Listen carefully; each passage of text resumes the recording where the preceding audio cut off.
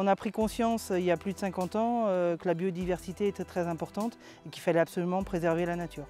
Donc notre rapport à la biodiversité, c'est pas d'utilisation de produits chimiques, pas d'utilisation de pesticides et de désherbants. Nous avons des haies, nous mettons en place des couverts mellifères pour avoir des ruches en fait, parce que pour nous c'est vraiment très important de préserver l'environnement, la biodiversité et les insectes.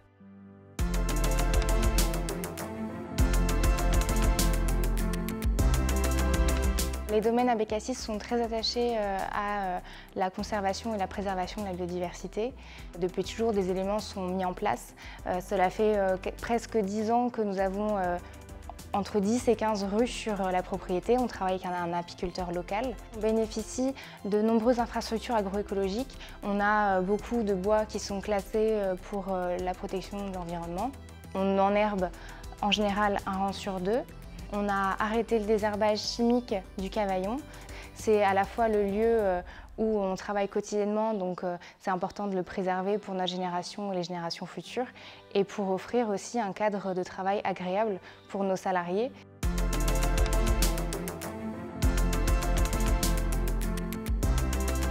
Nous sommes sur une exploitation d'une trentaine d'hectares familiale.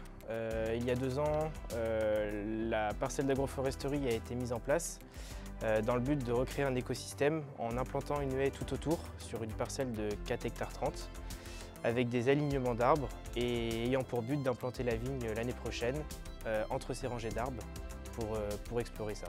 C'est des choses qui vont être vues sur le long terme pour pouvoir explorer tout ce qu'il y a à voir par rapport à l'échange entre l'arbre et la vigne. Je pense que la biodiversité est importante et l'agroforesterie et la biodiversité, oui, elle est importante.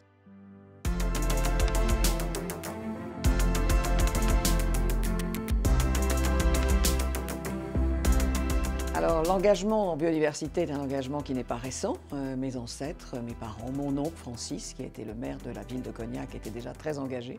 Donc il y a 10 ans, plus de 10 ans, la maison Gourmel, avec Olivier Blanc, qui était un ami, m'a convaincu de prendre cette voie et je ne l'ai pas regretté.